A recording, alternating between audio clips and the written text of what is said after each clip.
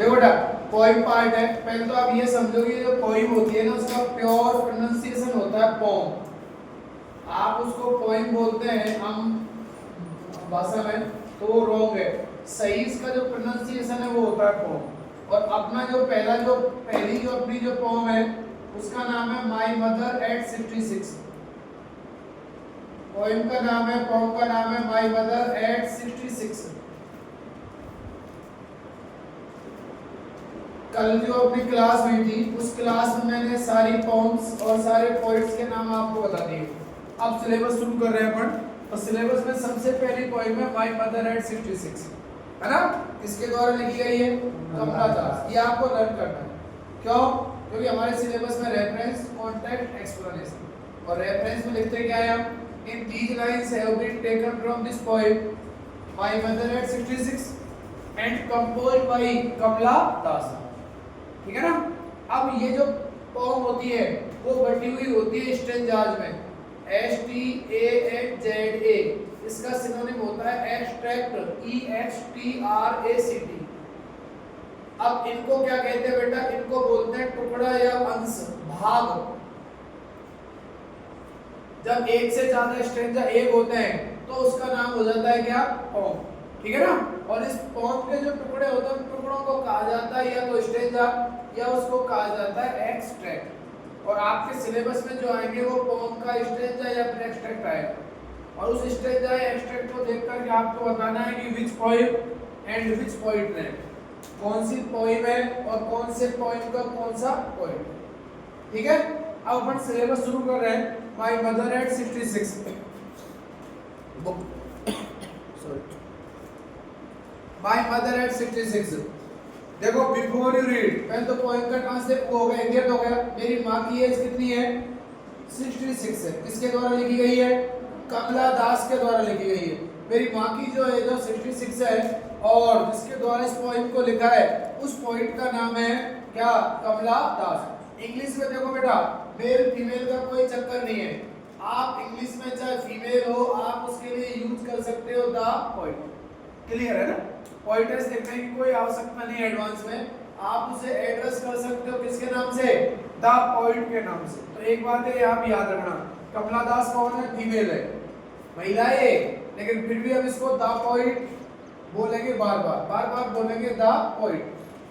Before you read, पढ़ने से पहले देखो आप, ageing is a natural process. Ageing होती है वृद्ध अवस्था। पेन और पेंसिल लो, अगर वर्ड नहीं है तो लिखो साथ के साथ। एजिंग का मतलब होता है वृद्ध अवस्था। कि वृद्ध अवस्था एक स्वाभाविक प्रक्रिया है। एजिंग का मींस लिखो आप वृद्ध अवस्था, नेचुरल लिखो स्वाभाविक, और प्रोसेस लिखो प्रक्रिया। एजिंग जो है वो एक स्वाभाविक प्रक्रिया है। एजिंग जो है वो एक स्वाभाविक प्रक्रिया है। एजिंग का मींस वृद्ध अवस्था। वृद्ध अवस्था एक स्वाभाविक प्रक्रिया है। हैव यू एवर थॉट, क्या आपने सोचा है? व्हाट आवर एल्डरली पेरेंट्स, हमारे बुजुर्ग माता पिता, एक्सपेक्ट फ्रॉम अस, हमसे क्या उम्मीद रखते हैं। एल्डरली का मतलब बुजुर्ग, पेरेंट्स की मींस मतलब माता पिता, एक्सेप्ट मतलब उम्मीद रखना या आशा रखना, अस मतलब हमसे। क्या कभी हमने सोचा है हमारे बुजुर्ग माता पिता हमसे क्या उम्मीद रखते हैं? क्या कभी हमने ऐसा सोचा है? ठीक है ना। कोई भी क्वेश्चन हो वो क्वेश्चन दो तरीके से पूछे जाते हैं। या तो क्वेश्चन पूछा जाए किससे? HV से, या फिर क्वेश्चन पूछा जाएगा किससे? WH वर्ड से। तो जब HV से पूछा जाए तो आपका जो आंसर होगा वो या तो होगा यस के साथ या फिर आपका आंसर होगा नो के साथ। क्या कभी आपने सोचा है? ठीक है ना। अगर आपने नहीं सोचा है तो नो लगा दो, अगर आपने सोचा है तो यस लगा दो। अगर WH वर्ड से बनता है तो फिर हम उसका आंसर देंगे डिक्लेरेटिव में, है ना। Ageing is a natural process, वृद्ध अवस्था एक स्वाभाविक प्रक्रिया है। हैव यू एवर थॉट, क्या आपने सोचा है? व्हाट आवर एल्डरली पेरेंट्स, हमारे बुजुर्ग माता पिता, एक्सपेक्ट फ्रॉम अस, हमसे क्या उम्मीद रखते हैं। क्या तो कोई समस्या?